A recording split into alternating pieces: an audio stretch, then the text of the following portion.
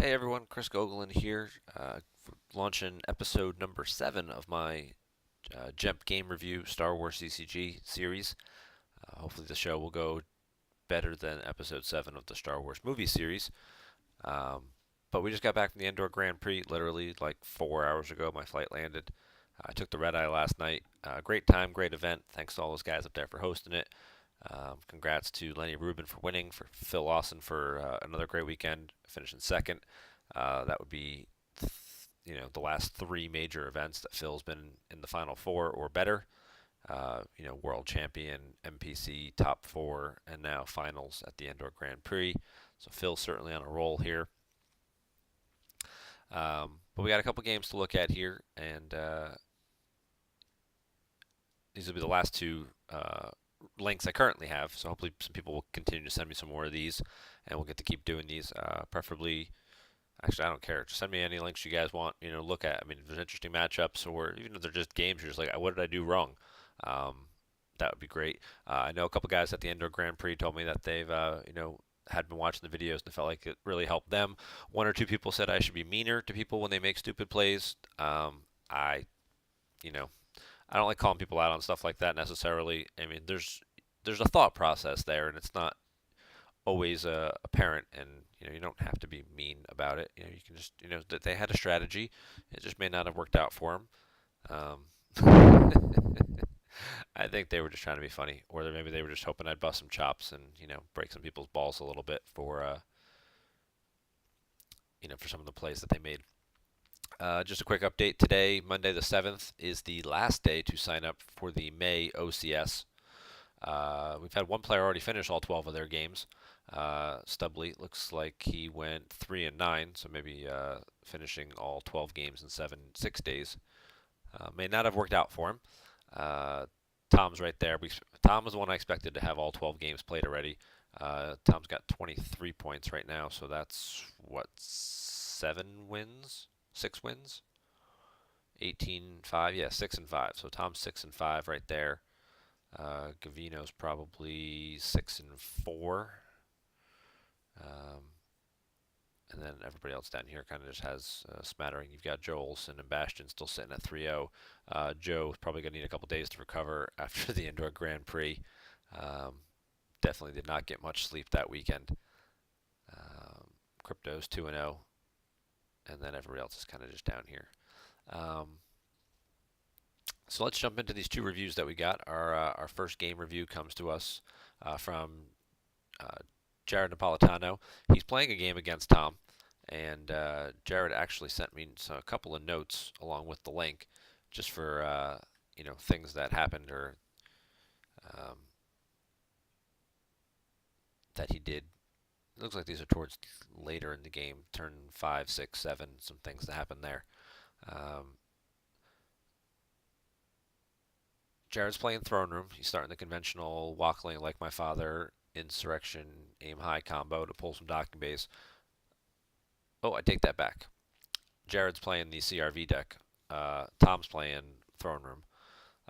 So Jared's starting Crush to stop Clash of Sabers, which is pretty popular with light side decks right now.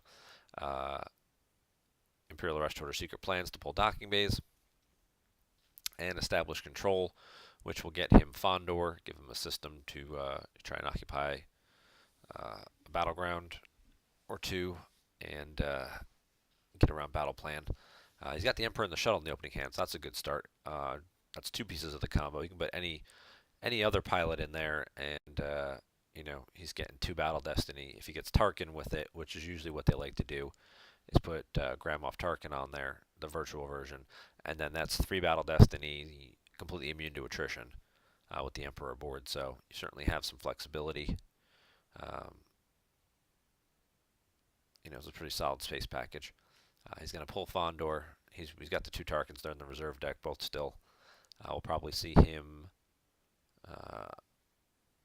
He's playing both sites. Okay, so there's some variations on the Coruscant CRv decks. Some of them will only play the one site. Some of them will play both. The reason behind not playing the second site, even though you can pull it and get the extra activation, is you don't want to give your opponent one extra icon early at the beginning of the game. And most importantly, against ground heavy decks like Throne Room and Hitco, they don't want to, give them another battleground site that they have to defend.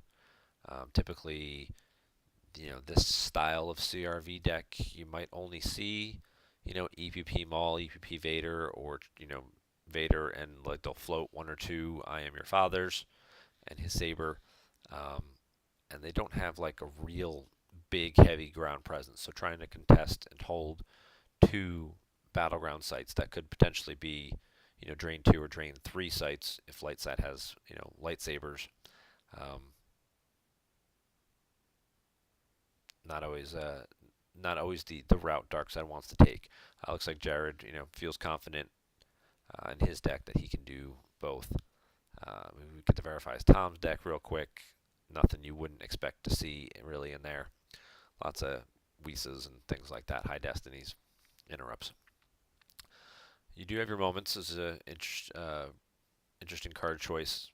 Redrawing is pretty popular, and adding to it, Destiny Manipulation. Kind of ironic to see that stacked on evac control, which prevents redraws and Destiny Manipulation.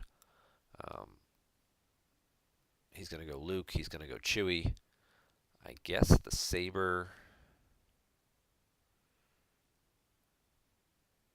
was active. Tom left a lot of force last turn. He didn't really draw too many. He activated a few, and that was it. So now Jared's sitting here. I'm going to pause it for a second because I'm curious about this. They're at this particular site, but if Chewie is at this site, it's not drain -1. So I would have expected to see these guys at this site, but I guess if he's planning on, if Darkseid comes in battles, Chewie's going to be the one who dies, so might as well just stay over here. That's fine. Looking at Jared's hand right now, he's got Maul, which is pretty solid. He can pull I Have You Now with Crush, but with 3 cards stacked on evac control, it's not going to do anything. Same thing with Maul Strikes. Like he could burn the Maul, he could drop EPP Maul, swing at both guys, burn the Maul Strikes to make him pop a card off of evac. That would negate Luke being able to add one. He's got Phantom Menace out, so he could potentially keep Maul around. The only weapon he's got is the Bowcaster.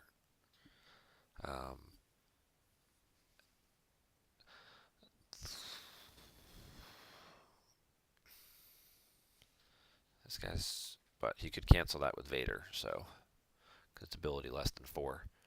So he could go Maul Vader, cancel Chewie's game text before the battle, because he can do that at any time, I think, right? Once per turn. Yeah, cancel for remainder of turn. So you can do that, drop the Phantom Menace, and then by playing the Maul Strikes, that would force the dark side player, would force Tom, the light side player here, to pick up a card off evac control. That means Luke won't add one to the Destiny draw with Like My Father, because they can't be modified. So then it's very likely that Vader's 6 immunity would not get cracked. So we're going to we got Vader down. Vader's going to cancel Chewie's text. Here comes Maul.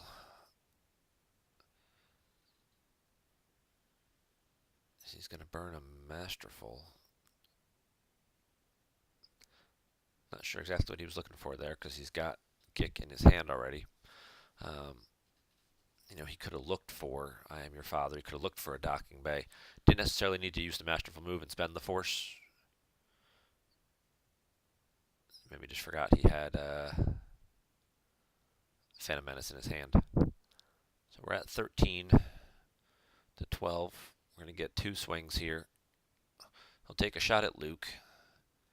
His Destiny was pretty decent. Luke doesn't have his lightsaber, so there's a pretty good chance that he'll get hit, especially when you start with the 5.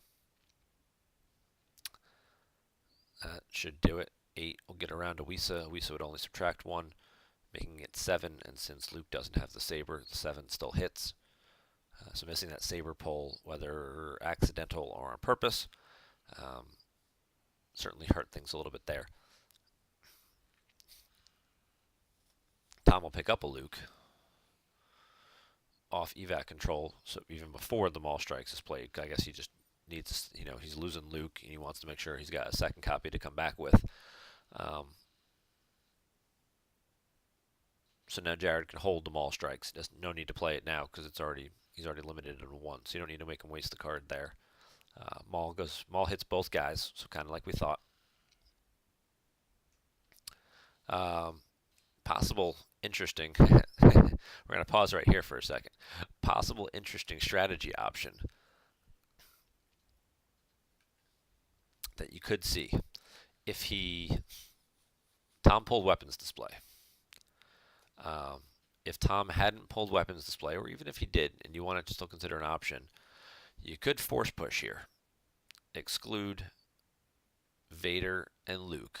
Luke would be immediately lost because he was hit, and that would leave Maul fighting Chewie. Actually, scratch that. You'd have to do it the other way. You'd have to Vader would exclude Chewie. They'd both be excluded from battle. Chewie would be lost. It'd be 7-6. And then Destiny. But never mind. I was thinking something different. But Chewie gets a Destiny if he's hit. I was thinking Chewie didn't get a draw. So scratch that.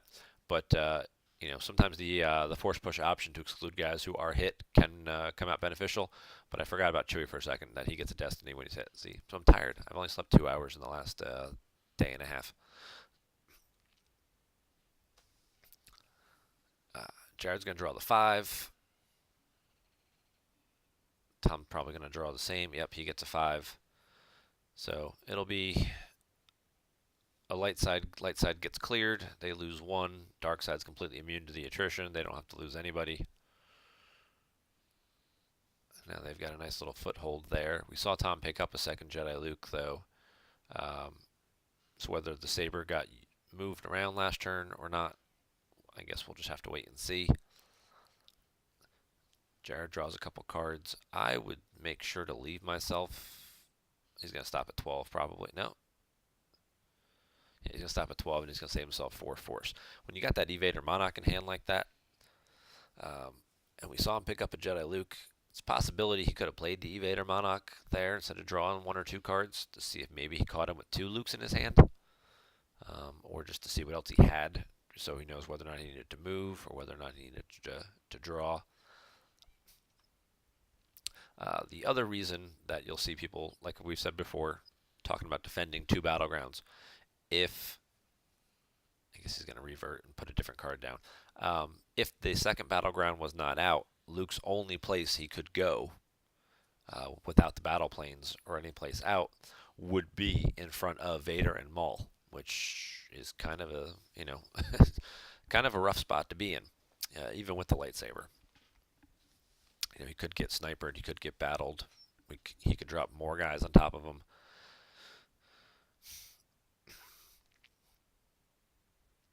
Jared's going to drop Fett, who adds a Destiny when he's with Vader. So now we've got Dr. E, we've got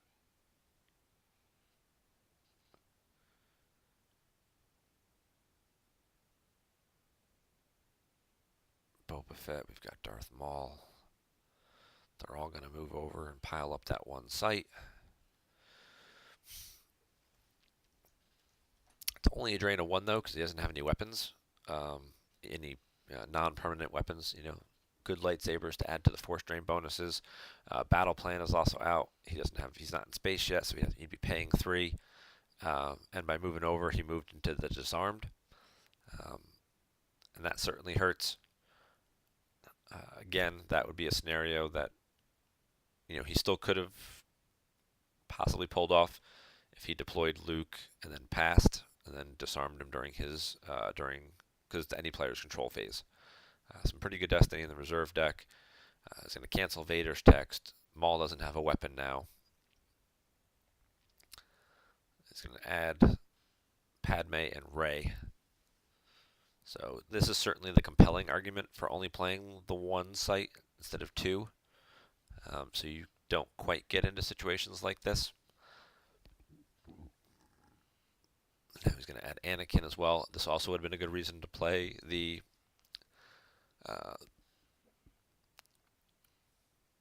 Evader Monarch just to see what he had in his hand before moving over in front of him. You'd see the disarmed. You'd see, 3 or 4 characters.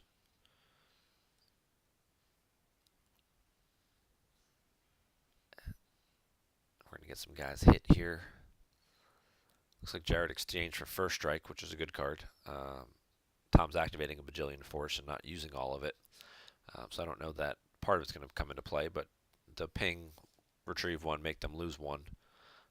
Tom looks like he's shield busted right now too, so he can't pull simple tricks.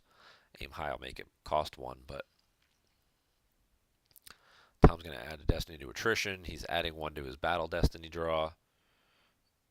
With Luke, he's adding 1 to the total with Rey.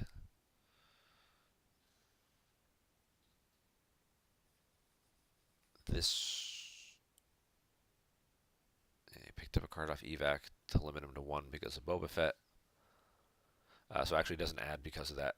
So no Luke add, but Rey still adds because Rey adds to the total. So now +1 from Luke. I'd probably lose Maul here. Chances are you've got another 1 or 2. You can put the Phantom Menace back, and then you could try, start tracking that around to set up a Force Lightning or something with the Emperor. With the Force Push still in hand, you could easily exchange 2 cards and, get another Maul back. But he chose to lose Vader.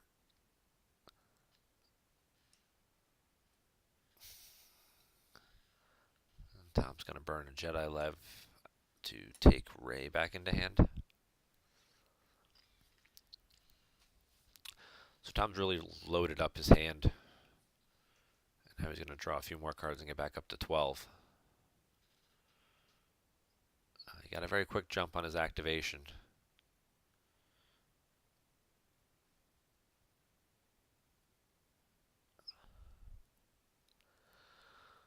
We'll see the Force Push exchange. He takes Dooku.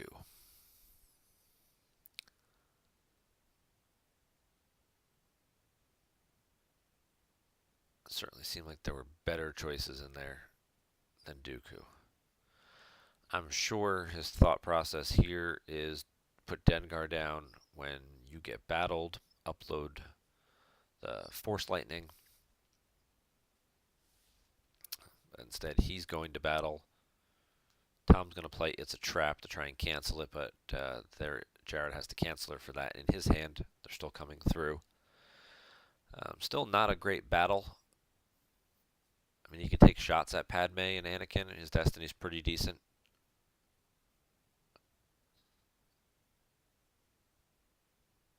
But with 10 cards in hand, a Blaster Deflection or a Wisa seems fairly likely. So he might get Padme and Anakin here.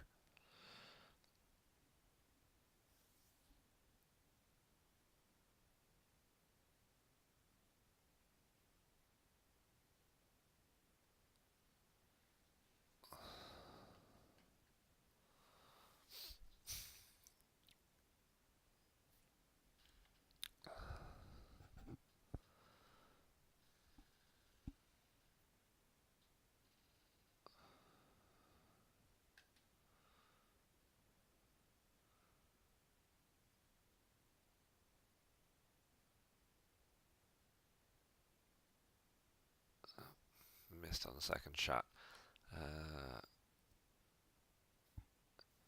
He may still be able to draw high enough, though. He's going to Maul Strikes to add a second Destiny. The other possibility, too, is if he could have set up some Destinies or felt confident in his draws, if he had verified his reserve deck and seen some stuff, could use Maul Strikes to duel Luke to try and get him off the table. That is another option. It's the second function of the card. Not the most common, but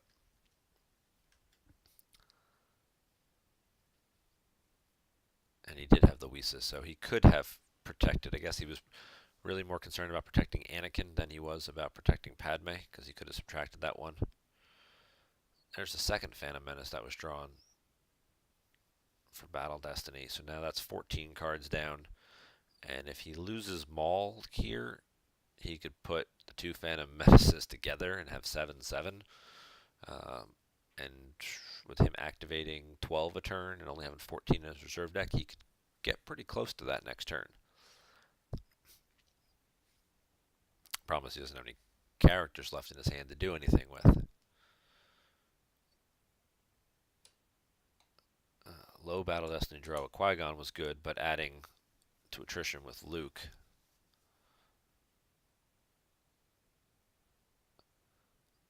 And there was an interesting scenario now, because now we're stuck with Dooku and Dengar against Luke. We know Rey's in hand. Rey's going to pull him a card from the used pile. He pulls Coward to stop any more retrieval.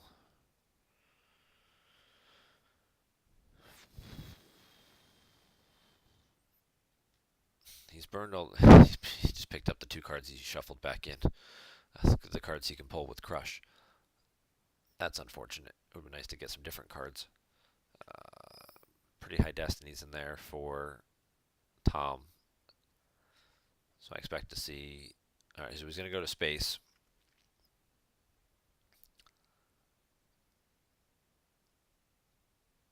I guess he's trying to hold two battlegrounds, and he's going to move Philo over to the Executor docking bay. And he's spreading out wide here. I guess he, feels pretty strong about what he saw in Jared's deck. Oh, Rey's going to go to space too. Maybe just move Luke away here, shuttle or docking bay transit Philo over, and then really just maximize the drain potential. He can draw one or two more cards.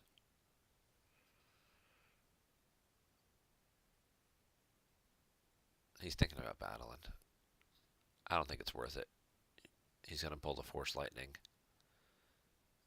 He's going to make it used on Luke, and then he's going to get two shots at him. And Luke would only be defense value 3, so it's a pretty good chance he gets hit. So it's not really a trade you want to make. You move Jedi Luke away. Now he's got to follow you for a little bit. He's still paying to drain.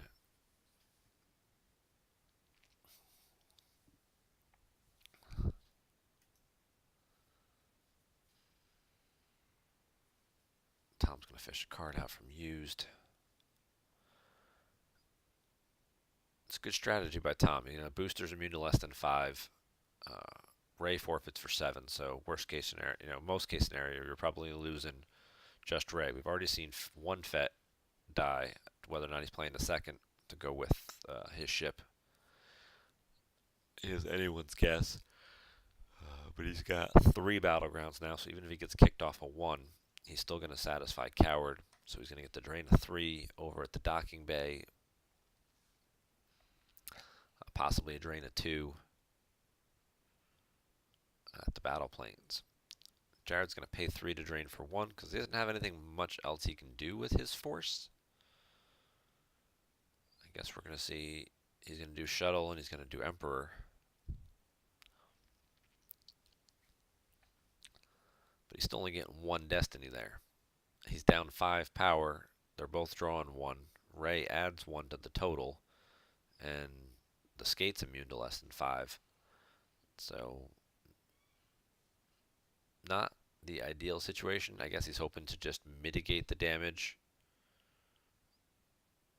a little bit, maybe peel 2 or 3 cards, and then, when draw something in this turn to back up the shuttle. There's the Force Lightning he wanted. There's a Dr. E for a second pilot, possibly. Dr. E and Mara could go back to the ground. He's got a double back. He might play a second Boba Fett. But not the pilot options he was hoping for, I'm sure. No second Boba Fett. Oh, and the 2 7s were sitting right on top. 14 cards down. Or he could have just forced Lightning Luke, lost, and taken him right off the board there. Um, that's actually in Jared's notes.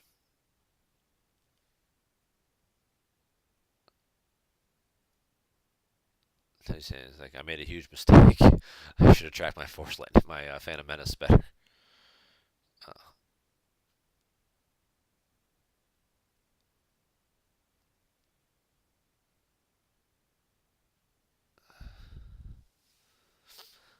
or even if he didn't want to Force Lightning it there, I'm not sure why, but even if you didn't want to Force Lightning it there, having the 7 on top for a potential space battle would be great. You guarantee you crack the immunity and kill Ray, and you possibly prevent any overflow. A second evac control. Okay.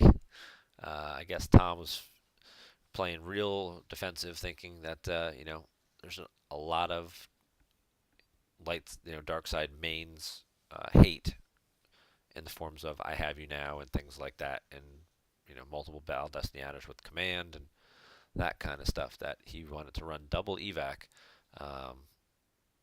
twofold, I guess, to protect against multiple battle destiny draws. And I suspect, with Tom's style of play, that he's really just trying to add more cards to his hand on a consistent basis, so he can spend more of his force deploying things and moving stuff around. That he can basically just use evac almost as like just a free card draw each turn, each battle ish. Um, Jared gets the drain for free now, but he's in a pretty rough spot. He's looking at drains of 2 and 3. His battle destinies were not great in there. Um,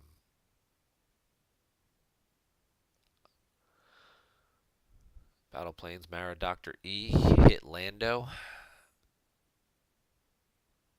Seems pretty reasonable.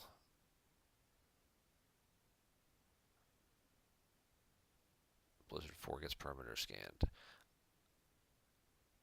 Blizzard 4 might have done pretty well over with Mara at the Battle Planes as well.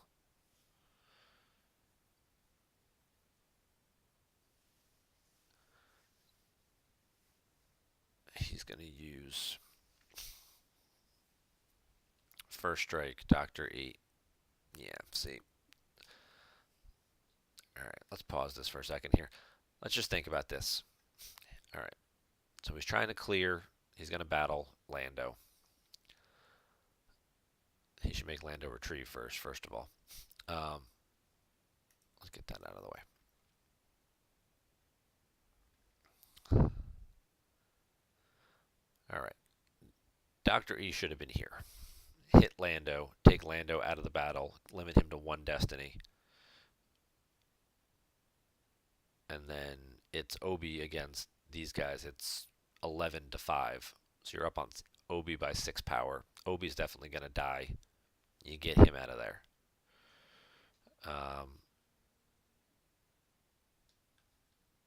You could have even put Blizzard 4 over there with them as well. Really just overloaded that site a little bit. And then you've got 19 power to 5. Possibly getting some overflow. We did see him run a escape pod combo earlier. So that was certainly, not going all in for the beatdown is fine. Definitely no arguments there. I don't know that I would use Blizzard 4 just over here in front of Luke. Blizzard, I guess he was planning on pulling a guy. He wasn't expecting the perimeter scan. But even still, he doesn't have enough force to battle in multiple places and move multiple people around with that deploy and pay to retrieve, which would be pretty important. So maybe, he also has 3 battlegrounds now. He still has a shield pull left. He could pull resistance, and then he limits this drain up here to 2 instead of 3. This drain would also be a 2. So if he could, if Dr. E was over here at the battle planes, there's a pretty good chance that Lando gets hit and dies. Obi draws Destiny, Dr. E dies. Mara's left there by herself. So then you've got 1, 2, 3 battlegrounds, and now you're looking at him draining 2 here, 2 here, 4, and you're doing 3 back. Not great, but it's manageable, and it would give you time to draw a few more cards to get some of those characters that you needed. Um, he activates First Strike first, which was interesting. If Tom had a high Destiny card in his hand,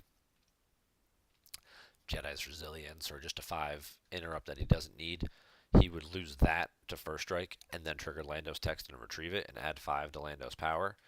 With Padme sitting on there, who was only a 3, I might have considered triggering Lando's text first. So Lando's only adding 3 to his power. Because Dr. E's not there. If Dr. E was there, then I wouldn't want, you don't want him getting Padme back, getting a character back. So you let him pitch an interrupt from hand and then retrieve it. Because you don't really care what Lando's power is, because Lando's about to be removed from the battle. But Jared's taking a different approach here, and now he's going to swing at Obi. His Destiny was not great in there, so the chances of hitting Obi are a lot lower. I think we did see 2 or 3 characters. I know Kirkanos is in there. He's a 3, but that's a 4. 4 would have hit Lando, whether or not he has another Wisa left in hand with 7 cards. It's a fairly good chance of that. So I might have just missed anyway, and it would kind of be rhetorical. 6 for Battle Destiny should keep him from taking too much damage. You'll notice how Tom here did not pull a card off evac to make sure he gets his second Destiny draw.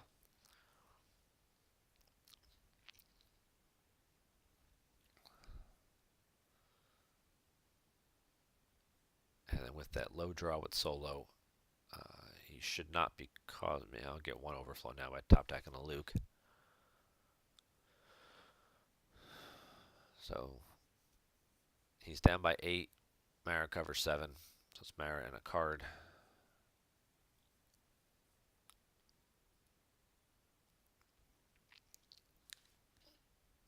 But now Obi's left at that site, and now Obi's draining you for 2. So these are the little subtle differences there. He's going to check what's left. It's a 2 and a 4.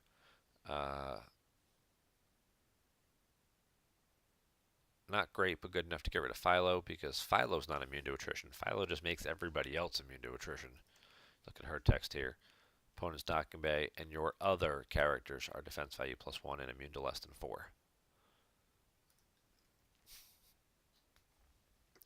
He's going to evac Jar Jar Binks.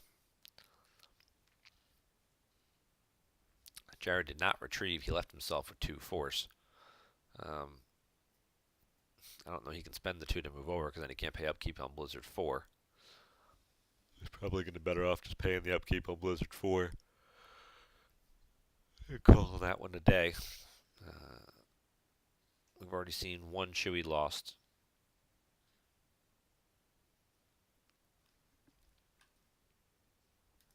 I'm sorry, he picked up Hera.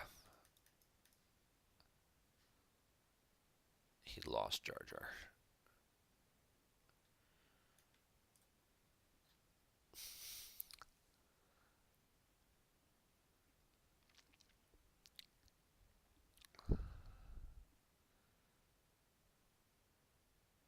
Yeah, that play this play I do not like.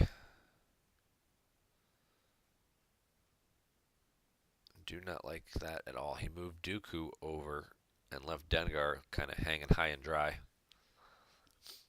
to keep Blizzard 4 around.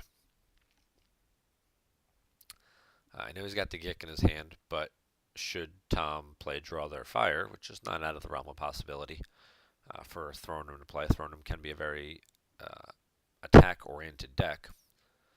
It's also a Force Choke deck that kind of doesn't really give up. He's got 6 locations on the table, and he's only given his opponent 2 force, and it's at the battle planes. So we could, Draw Their Fire is not uncommon to see in those types of matchups. But here's going to be the end of the Emperor's Shuttle, I think. With that Hera that he picked up off evac control, now she's adding a Battle Destiny, because she's with an Imperial, even as a passenger. That still works.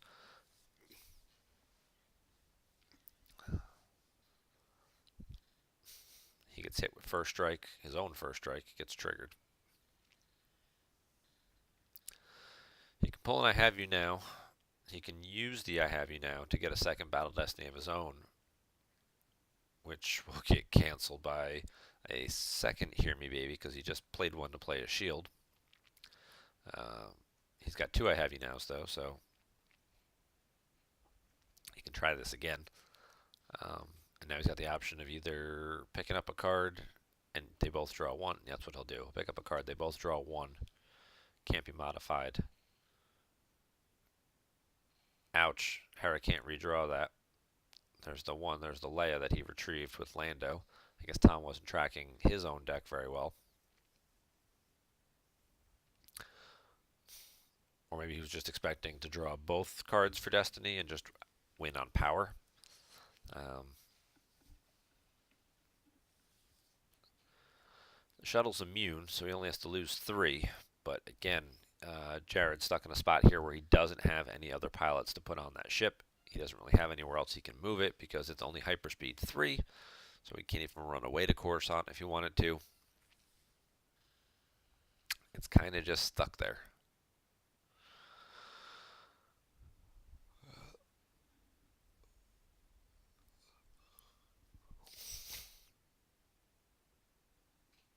He did dodge a little bit of a bullet, though.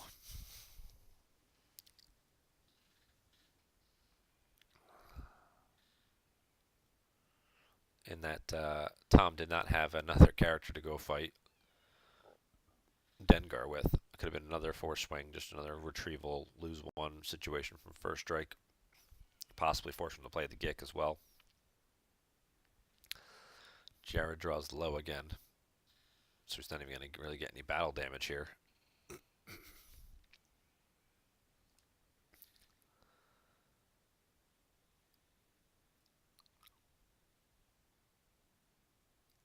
Not really a whole lot he can do at this point. He's in a pretty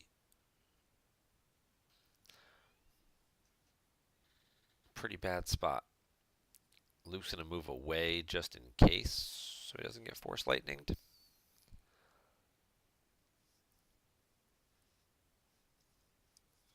And he'll just stack a cycle of 5 and stack that on top.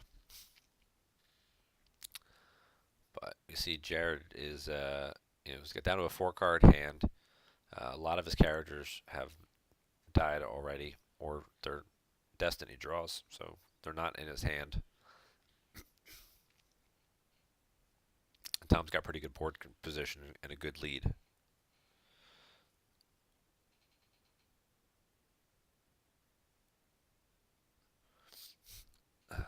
Reading through Jared's notes they sent me here. If my destinies were better, I'd probably go after Obi and Lando with Mara and Dr. E combo, but because they were meh, I spread out my attacks and just tried to knock him off as many drains as I could, which did not work. Alright, so there you go. A little self-realization, recognizing when you made a mistake. And, that's what the game's about. You learn from situations like that. You try something, you make a mistake, it doesn't work out, and you don't go, oh, well, we'll just try that again next time, and maybe it'll work out better. Sometimes there are plays where it's just, you had a 1 out of 7 chance of drawing a card that missed, and the other 6 are all hit, and you just happen to get unlucky with that. Or it's a situation where it's just not a good play. This seems like this was more one of those situations where it just wasn't the best use of his resources.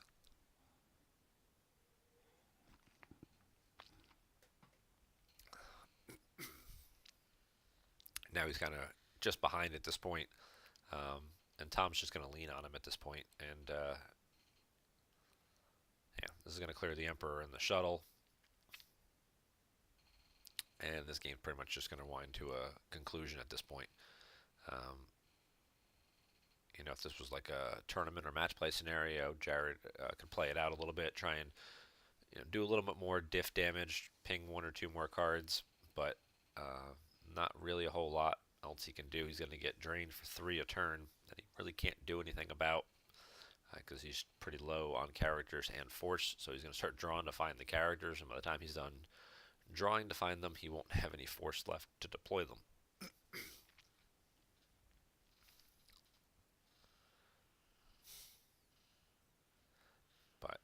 he'll keep it low. It'll be around, it'll be 14, 15. We'll probably see, yeah, Tom's going to retrieve a card with Walkling. We'll probably see him put one or two back from Like My Father. So, yeah, I mean, he'll end up with a win of about 15 or so.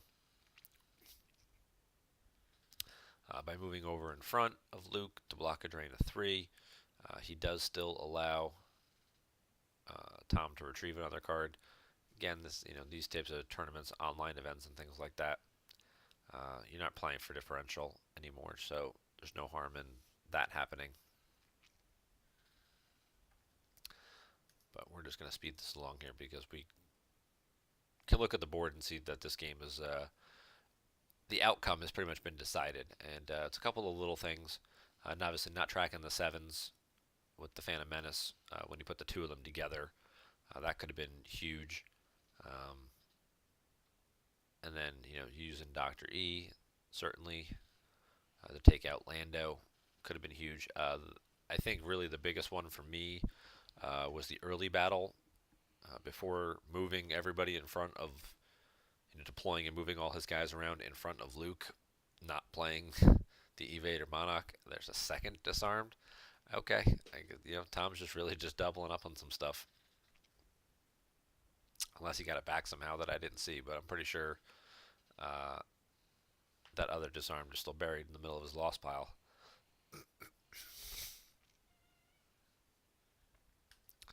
So we can kind of see the writing on the wall here and how this game's going. So let's just run this through and run it out. Those guys are going to get hit.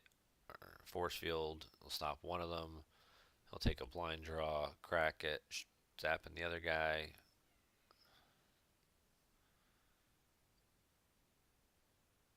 Oh, he played it used. Never mind. He didn't even try and shoot him.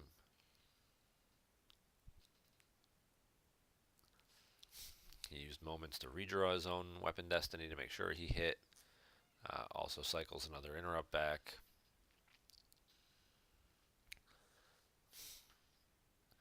Having just been at a tournament where match play is important, is the way the finals and things like that are decided.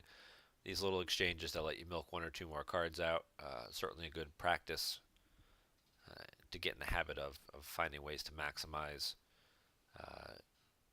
your force differential for so when you're in situations like that, you know how to squeeze every card out you can think of. But now he's got complete board control here, and we'll just go ahead and call this a game. I think he's just going to throw Vader down just for a moral victory here. Just so you can try and clear Obi, just like in the movies. Obi and Anakin fighting on Naboo. Yeah, no, that wasn't in the movies. Obi reacts away with dodge to Boss Nash Chamber. All right, we're gonna go ahead and we're gonna call this one. We're gonna jump to our next link.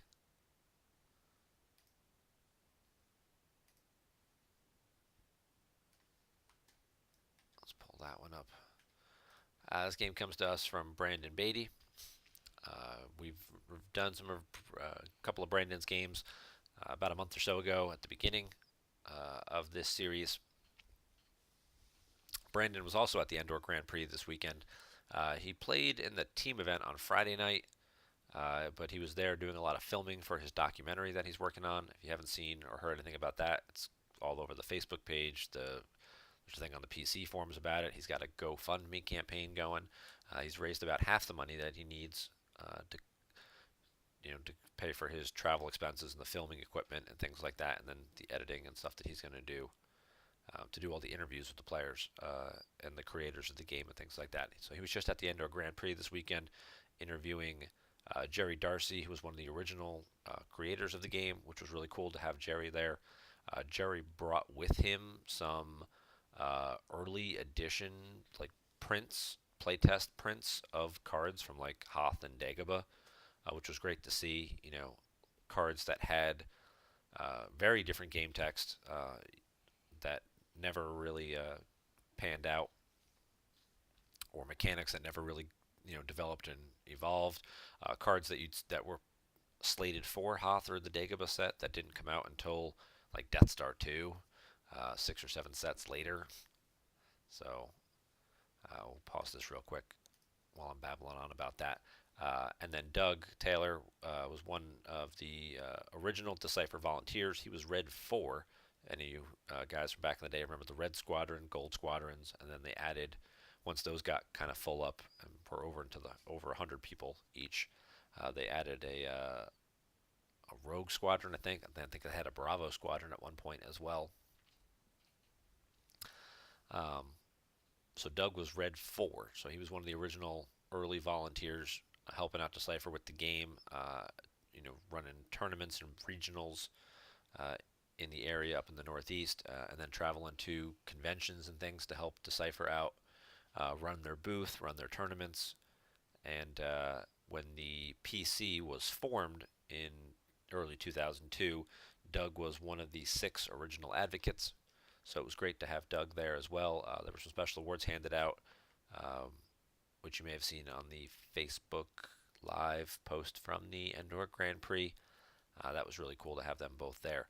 So Brandon was doing a lot of filming, didn't get to play too many games. So we're going to go ahead and do Brandon a solid and review one more game for him here. He is playing what looks to be the Watch Your Step medium bulk freighter deck that was posted on the PC forums by Amr Banger. Amr was a New Jersey player, uh, always had some clever and interesting ideas. Moved out to Vegas a couple years ago and hasn't really played the game much, but he's been really on a deck building kick lately, and he's been posting swarms of decks to the PC forums, and people have just been, trying out some of his goofball ideas, this being one of them. He's playing against Mike Turner, who's playing TTO. Mike was also at the Endor Grand Prix this weekend. Mike and I actually did play one of the games during the main event.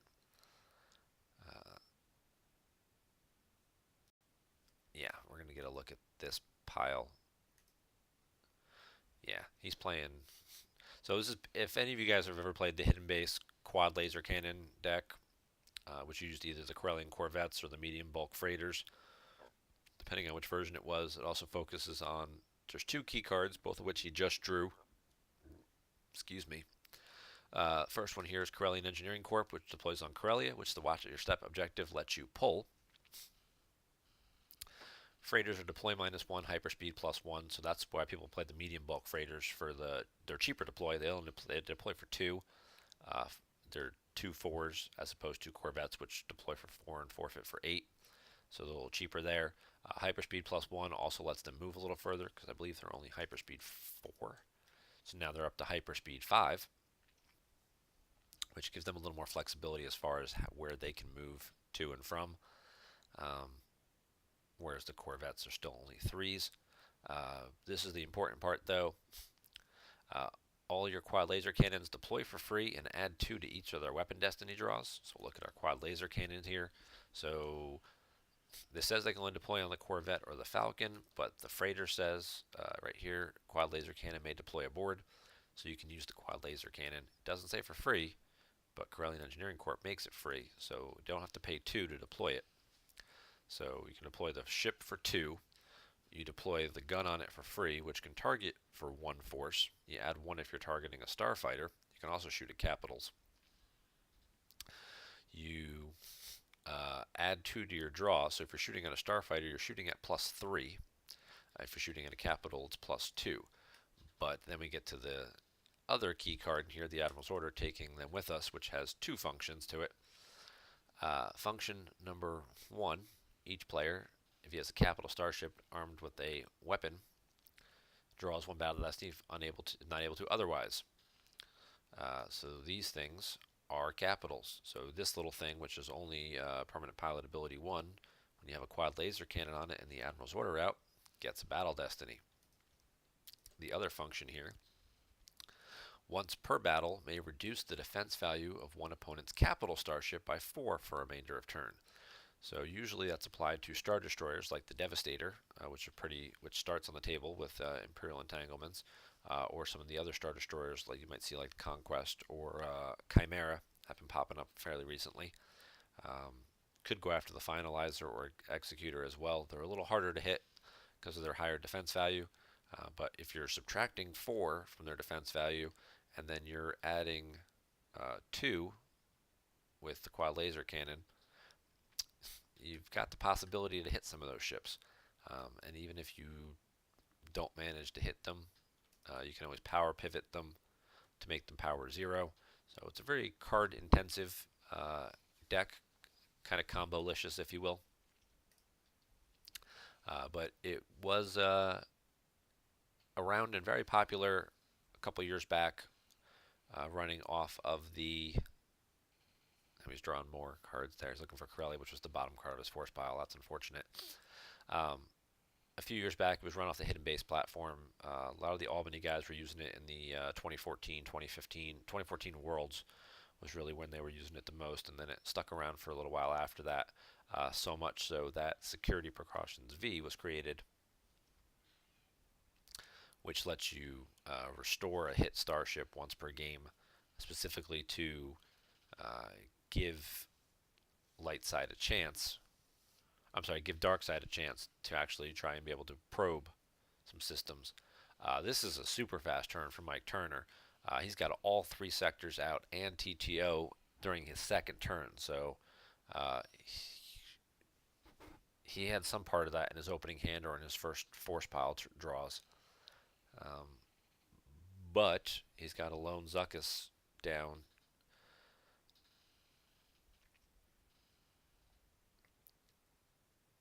I guess he changed his mind. Zuckuss moved to the Death Star.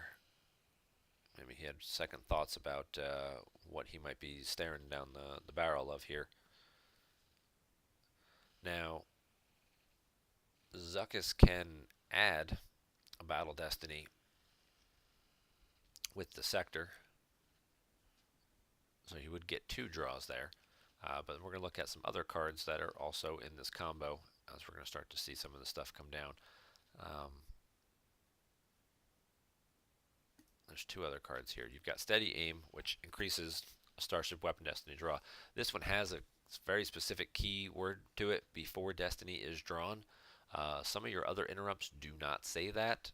You can play them after you do the draw and realize you miss. This one you have to do it beforehand, and you're adding to that specific draw. So if you do anything like Jedi Levitation or anything like that to redraw that card, you do not get the modifier anymore. It only applied to the first card that you drew that got the modifier. So if you like I said, Jedi Lev or close call to make them redraw it, that kind of thing, they don't get the modifier again. The second card we have here is On Target. This one's the really annoying one. Piloted starship, capital starship with a weapon. Use 2 force on opponent's starship present until the end of your next turn. They cannot move, and its pilots may not apply ability toward drawing Battle Destiny. So they can't run away from you. They're stuck there, kind of like Clash. Use 2 force. They can't move away, but they can still be battled. And the pilots on the ship, the permanent pilots of the ship, cannot use their ability towards drawing Battle Destiny. So the only way you're going to get Destiny is through some other means by adding a Destiny draw, or if you have a draws of unable to otherwise text, like you'll see on Tarkin or some of the other pilots. Luckily, we can, Mike Turner can add one here from the capacitors. That would be his only out if he were to get battled here.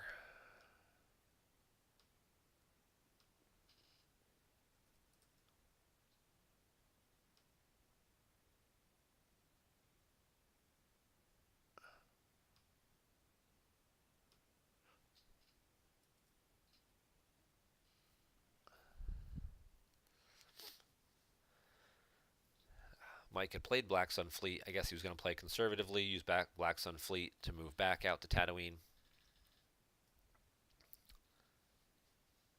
to do the ping damage from the TTO. Want to avoid a situation where he could be battled. Brandon's going to use this opportunity here, put a medium bulk freighter down at Kessel with a gun, and replace the Admiral's order. So now Mike will not be able to do TTO damage. He will not be able to force drain. And Zuckuss is going to have to move out during the move phase just like the designers intended.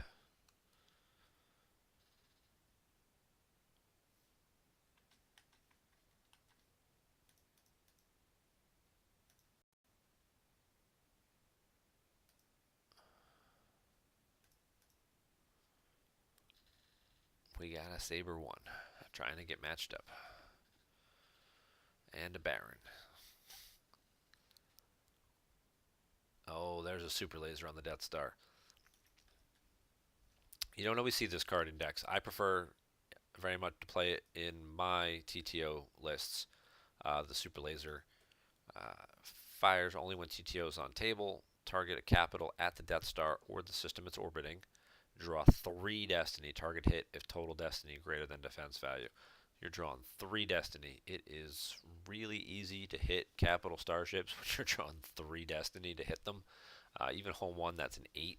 You can draw 3 destiny and beat 8 fairly consistently, especially in a deck like TTO that has a lot of higher destiny interrupts. Some of these smaller ships, Tana 4, Spiral, Bright Hope, and these medium bulk freighters here are only like armor 4, armor 5. So they're pretty easy cannon fodder in this type of situation. He got the second Black Sun fleet, so he's going to swap the Admiral's order. That will prevent the light side player from getting a battle destiny now because the medium bulk freighter permanent pilots are only ability 1.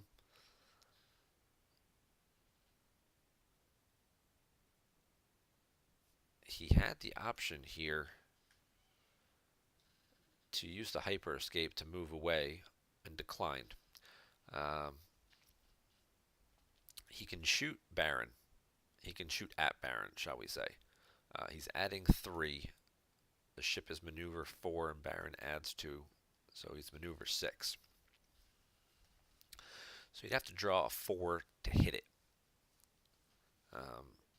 He could add 2 with this used interrupt steady aim. So then he only needs to draw a 2 to hit it, which is a lot more reasonable. I mean, the guns are 4s. A lot of the interrupts are 4s and 5s. So he's got a lot of 4s in this deck. So only needing to draw 4 is pretty good chance of hitting it. Some of the Starfighter heavy versions of TTO will run a Dark Maneuvers or 2 to help out with that.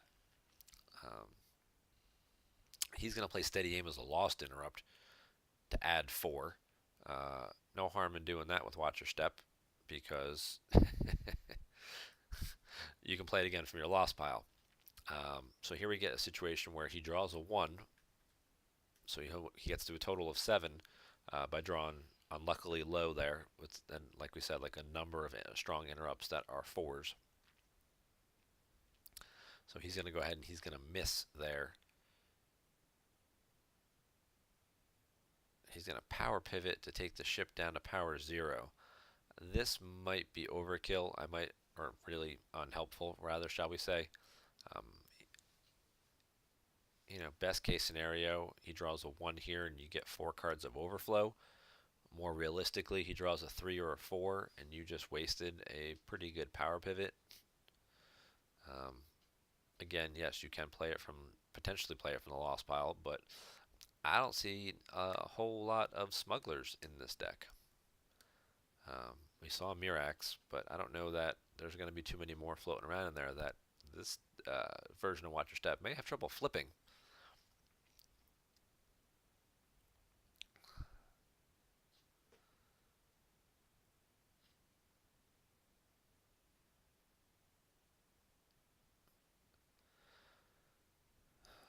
So we got the Black Sun fleet out again, so now he can move Zuckuss if he needs to. But Baron's already there. The Death Star should be orbiting Tatooine at this point.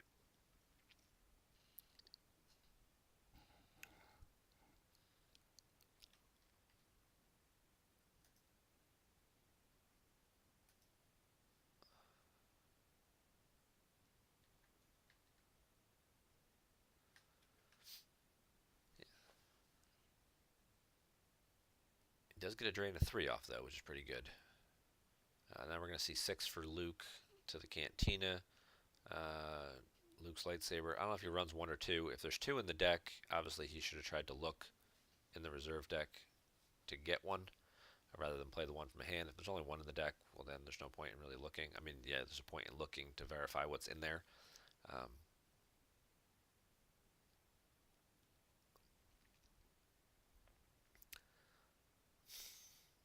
that's a good card to grab in this situation. Short range fighter combo, try and keep him from getting 2-hit ships and getting some of them out. Other cards worth grabbing would have been the Dark Maneuvers, especially if you're planning on shooting at everything. There's a Rebel Artillery, that'll cause a little bit of force loss. But again, by replacing the Admiral's Order for the second time now, it will again stop Zuckuss from moving out. Battle Plan gets pulled. With a very space-heavy deck here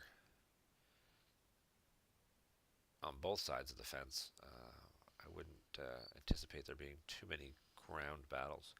I mean, we'll probably see Maul come out from the TTO deck, but whether he goes after Luke or whether he just goes to a different site just to try and satisfy Battle Plan. No escape to get the force pushback. That seems like a waste by Mike Turner because you can't play force push a second time.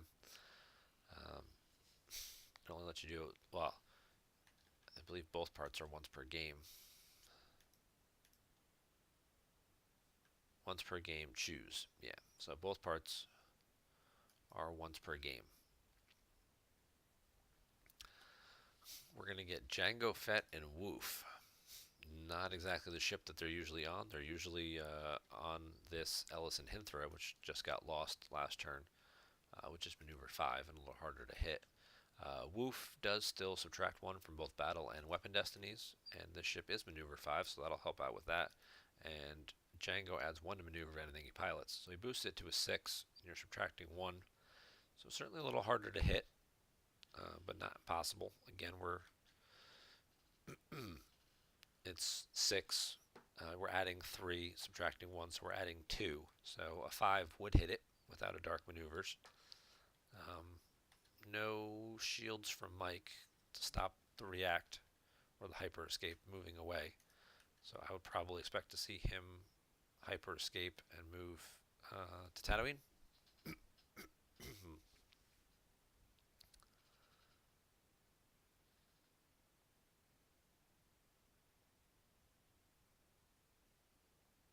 Yep, I'll move over to Tatooine.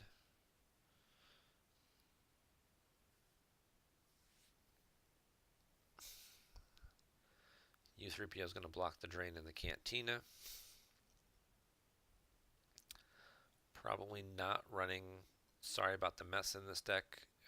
Typically they're concerned about firing starship weapons. So that's usually when you see things like Stay Sharp, which fire the weapon for starship weapons for free.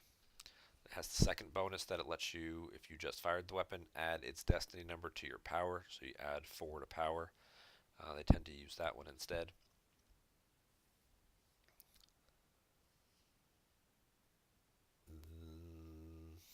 That's only going to be half effective.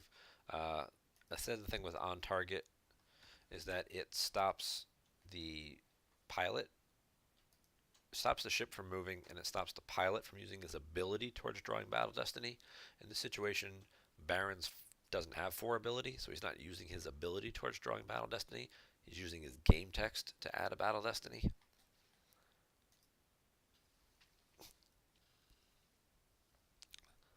We'll get 2 shots at him here. And because of superficial damage, he can forfeit the guns to the used pile if necessary, and then pull them back out with a card like Rapid Fire.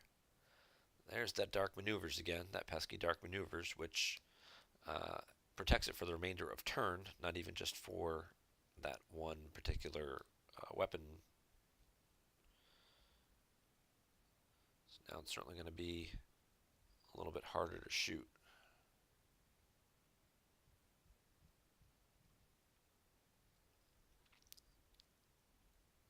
Mike added a second battle destiny. In case any of you are wondering why that didn't work, it's because of the text on Tatooine. It says unless you're independent or droid starship here, He may not draw more than one Battle Destiny, so he's limited to just being able to draw the one.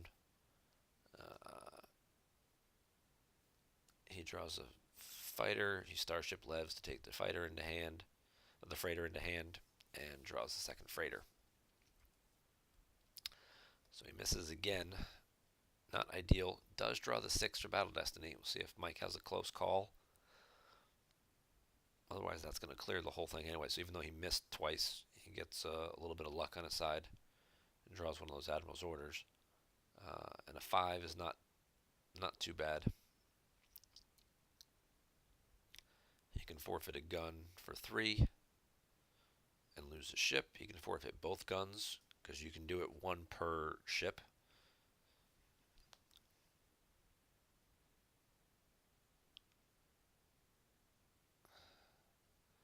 And because of the rapid fire here, uh, rapid fire says the battle was just initiated. Deploy for free a vehicle or starship weapon from hand or reserve deck. So if Mike Turner comes to battle at Tatooine, now he doesn't have a gun, doesn't get a Battle Destiny, he could play rapid fire to pull a gun out of his deck and deploy it on one of the ships. That would let him get a Battle Destiny draw again and take a shot at him. We see Luke move away because Mike didn't have any force left to follow with U-3PO, but we will see him get a couple of drains in this turn. Drain a 2 at Endor. Probably won't pay to drain at Kessel for 1.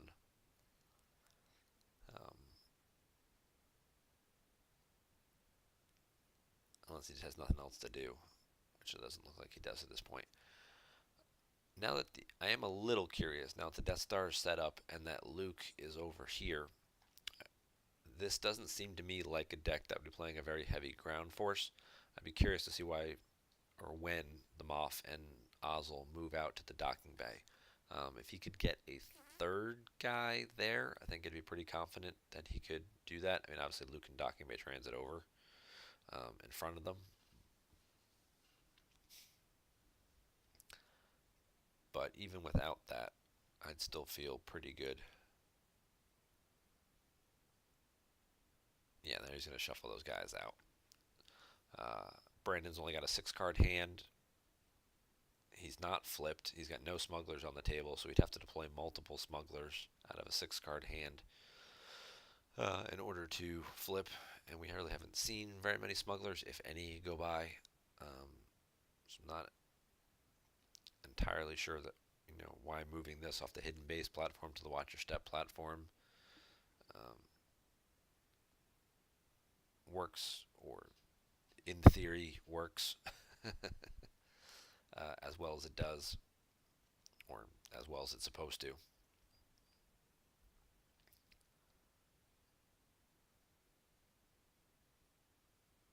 Alright, we're going to get a third ship.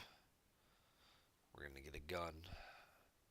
The cool thing about rapid fire is you can use it even in battles you initiate. So we'll probably get a second gun here.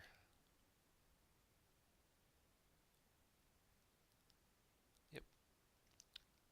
Yeah, there's very few smugglers in this deck. So how you're going to get 2 battlegrounds with smugglers when you're looks like they're only running maybe 4 smugglers total to flip to be able to play some of these interrupts back out of your loss pile again.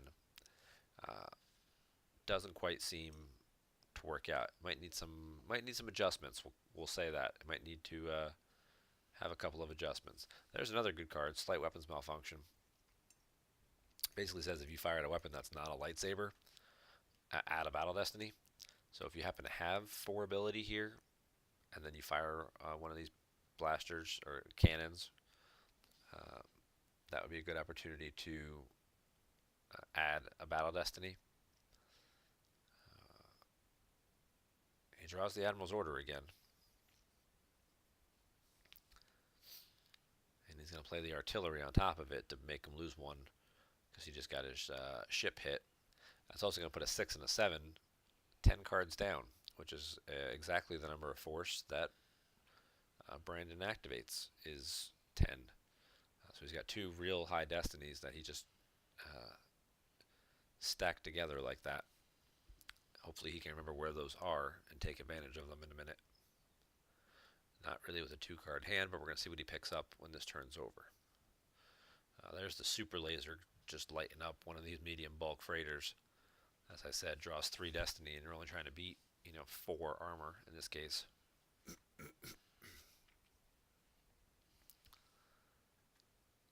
So we're going to get that cleared out.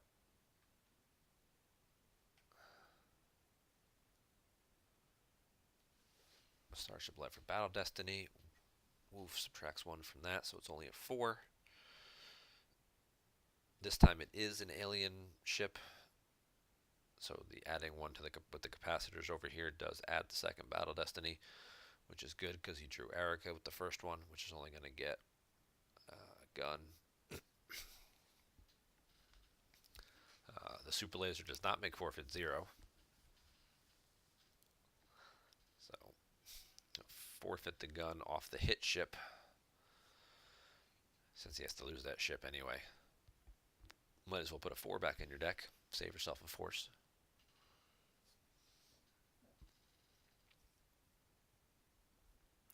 And Mike will have to lose that entire package there.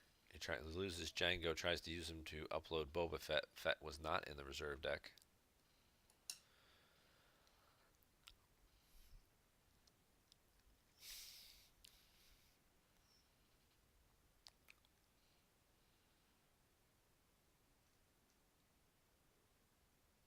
Yeah, I'll spread out a little bit.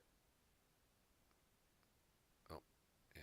He moves his ships over to Kessel to get the bigger drains. Now he's got drain of 3 and a drain of 2 at the docking bay. And then he's going to draw a few cards. There's a sorry about the mess. Okay. I like the sorry about the mess, the non-combo sorry about the mess for this deck. It's a 4. It lets you fire your starship weapons as well as your lightsaber. So it's helpful for taking out undercover spies.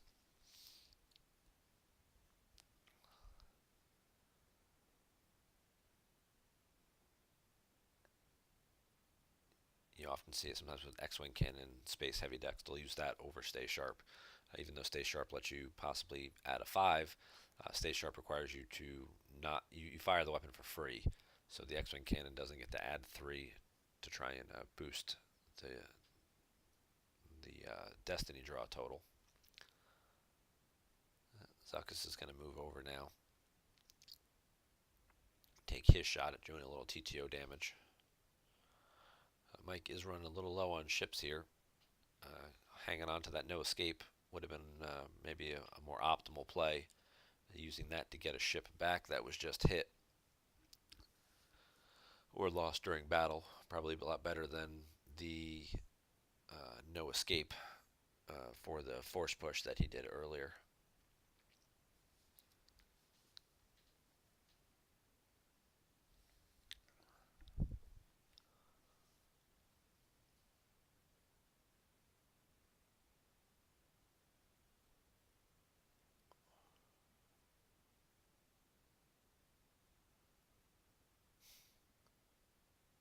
Mike's got a huge hand.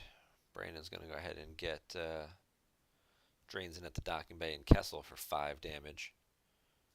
Mike's down to just 9 force to work with, so I wouldn't be too afraid about what he's going to deploy necessarily. There's Honor of the Jedi, which really will not do much at all with no escape out. I'm going to pause for a second here because I just want to analyze the board. Again, I'm tired, so bear with me for a minute. So, no escape protects against epic events, effects, and objectives, makes them immune to honor. So, honor is not going to do anything to the TTO damage. So, that's not really at all helping. That could be a card you could lose to a force drain or something like that. Strike Force is good. We like grabbers. Yeah, I definitely need a second grabber right now for that Dark Maneuvers combo that's come up a couple times. We're going to get Talon Card as a pilot aboard the ship with the gun. And now he's going to throw away the second grabber to get a ship back.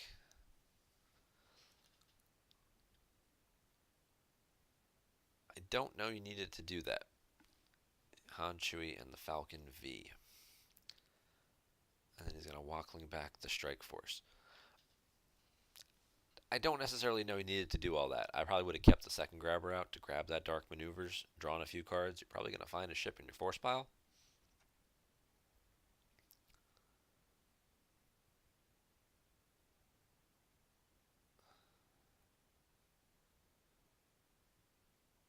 Hey, look, he played the dark maneuvers that we were just talking about.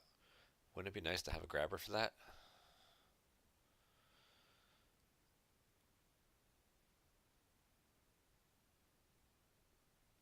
Dark Times. Now he's going to start to cycle back some of these cards. He's going to put some good destinies together.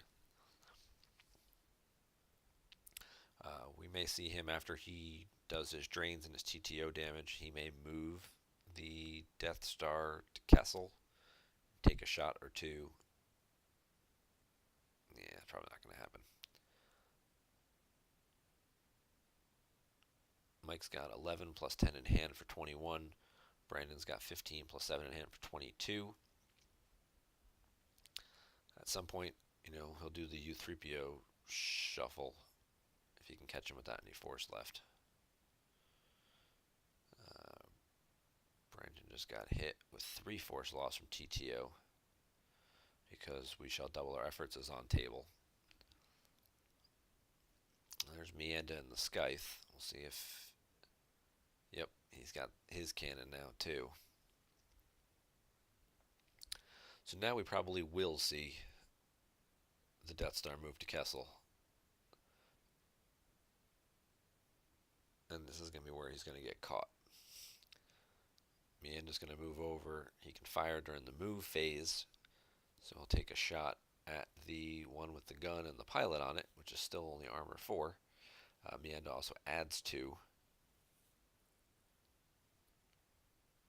And there's the Dark Time that he cycled back at the end of the turn.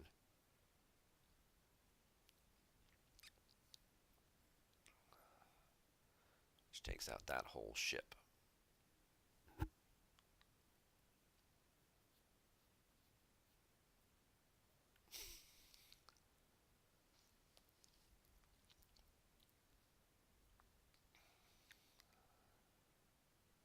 And Zuckuss will move over to back him up. Oh, he's going to make the additional move. He moved, and then you can do the additional and or move and shoot. So he's just going to keep moving between and or make an additional move. So you don't necessarily have to do them all together as like one action, move and shoot. It's like move and shoot, or some other combination of that.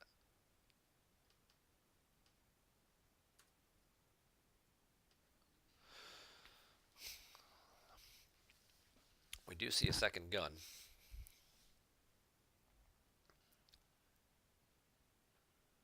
And Leslomi is going to come down as a pilot as well, just to end up getting forfeited, basically. We'll battle at Kessel. Does Leslomi add anything to hyperspeed? Yeah. That's not going to help. And you can shoot the ship. Zuckuss is pretty easy to hit. He's only maneuver 3, and you're adding 3. So Zuckuss is hit. This might be a good opportunity to play the power pivot and clear the ship out.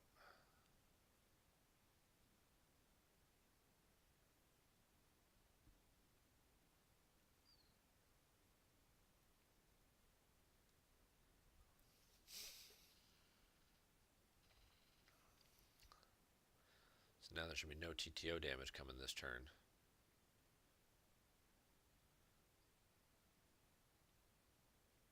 He'll move over to Tatooine. It's not exactly going to help him out a whole lot, because now he can just move the Death Star to Tatooine, move Mienda out, shoot, move Mienda back. He just verified his deck using Endor Shield, and it's 2 6s sitting there, so he's definitely going to hit that medium bulk freighter. Even without Vader. He doesn't even need Vader at this point to do that. Just move the Death Star to Tatooine, move Mienda over, shoot, move Mienda back to the Death Star, and he can just keep doing that out a little bit. Putting Vader out, of course, does give him, occupying the system so he can do the TTO damage, which is how he's probably going to win this game. Is through that TTO damage, but I don't. I think we'll be done with space battles for the rest of this game here.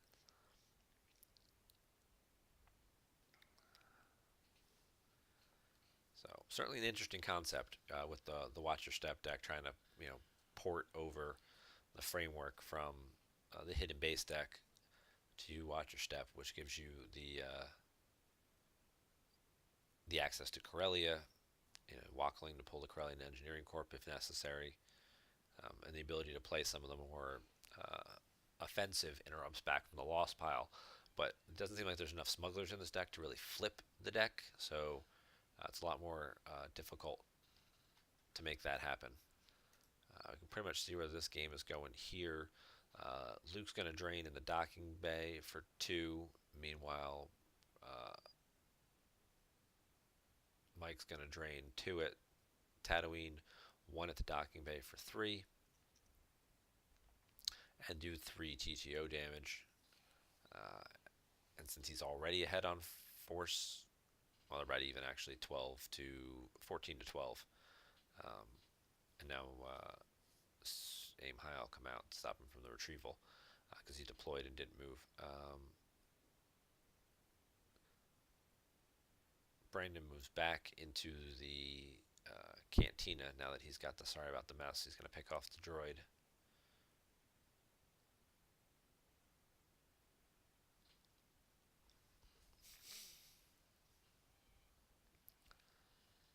But I think at this point it's going to be too little too late. And we're going to hit for 3 TTO damage, and that's really going to be the difference.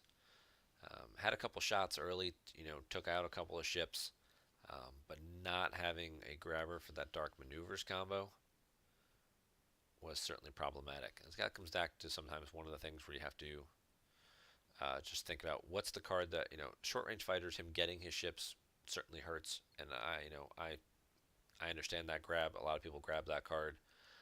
You don't even know if he's playing Dark Maneuvers. You haven't had a chance to verify, so grabbing that isn't an issue with that. But when you played the second grabber, pitching it to get the ship was probably a mistake. I would have saved that second grabber for the Dark Maneuvers. That would have cleared 1 or 2 ships a turn earlier, which might have made it a little harder for him to get drains in or get TTO damage in. And then this game might have come out a little differently. It's a pretty close game. It's 11 to 8 here. You can sorry about the mess and get a drain in the cantina for 4, and really, they'll both be under 10 cards at that point. And then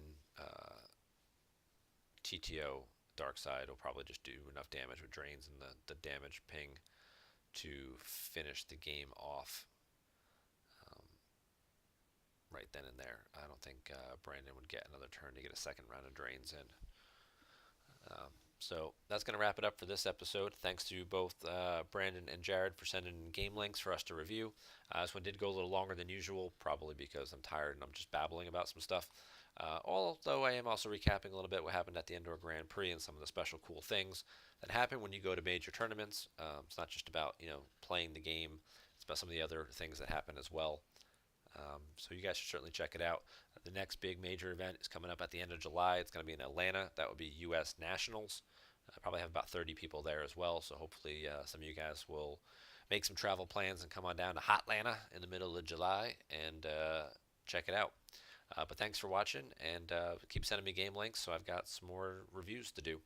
Have a great day.